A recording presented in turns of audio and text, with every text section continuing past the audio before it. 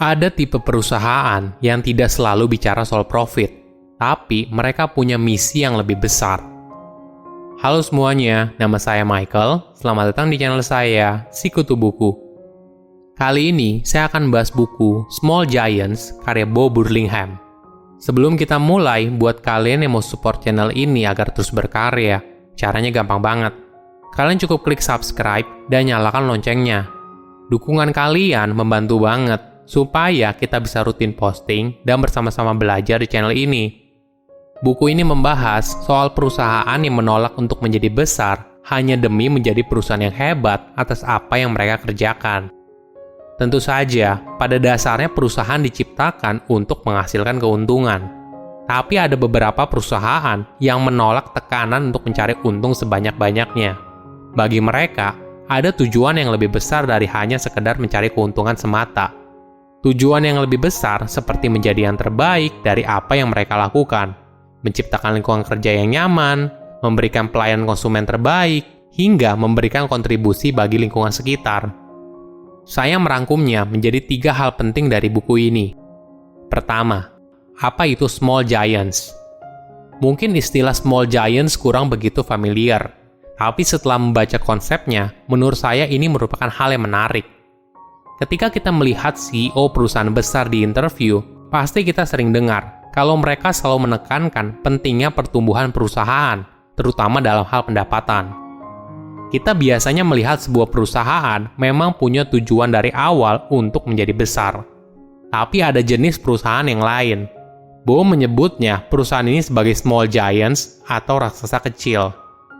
Ini adalah tipe perusahaan private yang memilih untuk tidak jadi besar apabila mengorbankan misinya ketika awal mendirikan perusahaan. Ada contoh menarik dalam buku ini. W.L. Butler Construction Inc. adalah perusahaan yang berkembang pesat pada tahun 1970-an hingga 1980-an di California, Amerika Serikat. Butler Construction adalah salah satu kontraktor yang cukup besar di sana.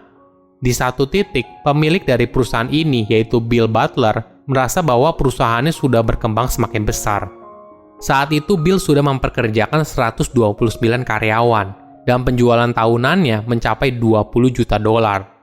Bukannya bahagia, Bill malah merasa sebaliknya. Dia merasa perusahaan yang terlalu besar malah membuat dia tidak bisa mengenal karyawannya secara personal.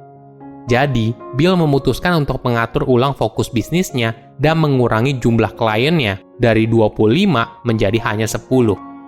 Mungkin bagi beberapa orang, ini pendekatan yang aneh. Kenapa ada perusahaan yang menolak untuk menjadi besar? Ternyata menjadi raksasa kecil punya keuntungan tersendiri. Contohnya adalah Anchor Brewing, perusahaan pembuat bir di San Francisco sejak tahun 1896. Pada masa itu, selama 20 tahun, Anchor Brewing memilih untuk menjaga jumlah karyawannya tidak lebih dari 50 orang selama 20 tahun. Ternyata jumlah pekerja yang tidak banyak membuat setiap karyawannya saling mengenal satu sama lain.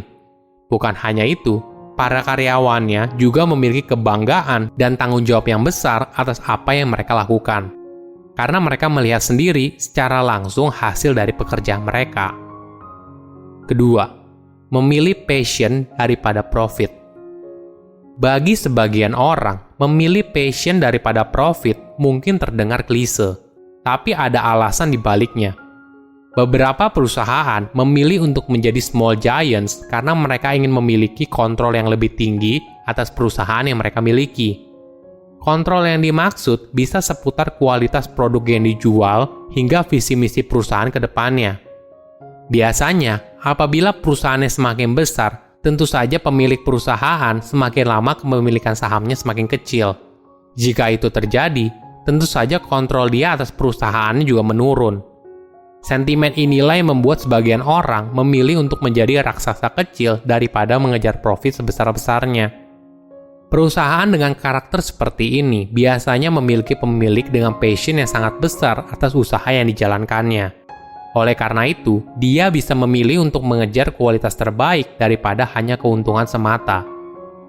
Ada contoh yang menarik dari filosofi Anchor Brewing. Perusahaan ini memilih untuk menggunakan metode peracik bir dengan cara yang tradisional dibandingkan dengan cara yang modern. Walaupun tentu saja, cara tradisional seperti ini membutuhkan biaya yang lebih mahal daripada teknologi modern. Anchor Brewing percaya, dengan menjalankan proses peracikan bir menggunakan metode tradisional, maka akan menghasilkan kualitas bir yang lebih baik.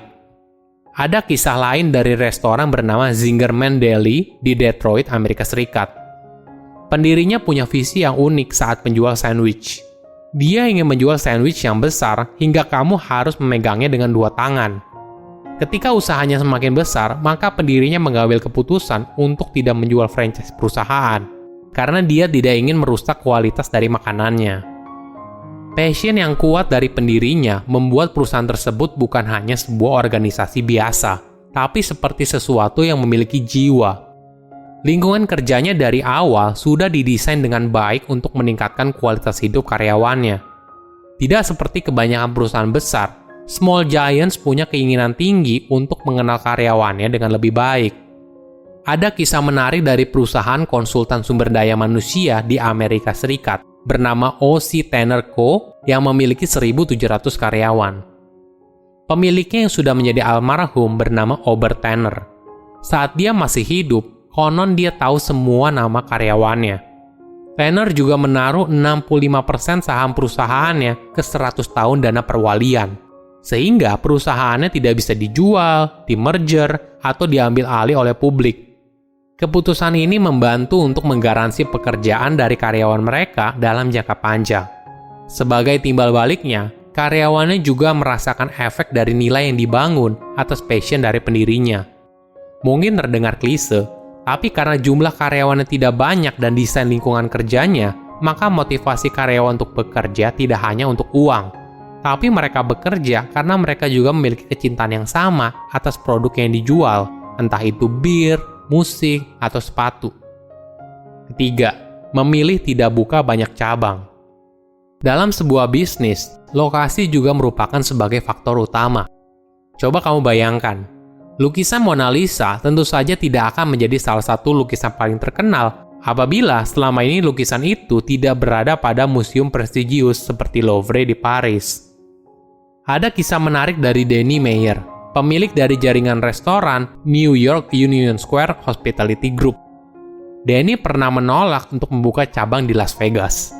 Bagi dia, konsep restorannya tidak cocok berada di Las Vegas. Itu sama saja dengan menaruh lukisan Mona Lisa ke lokasi parkiran truk.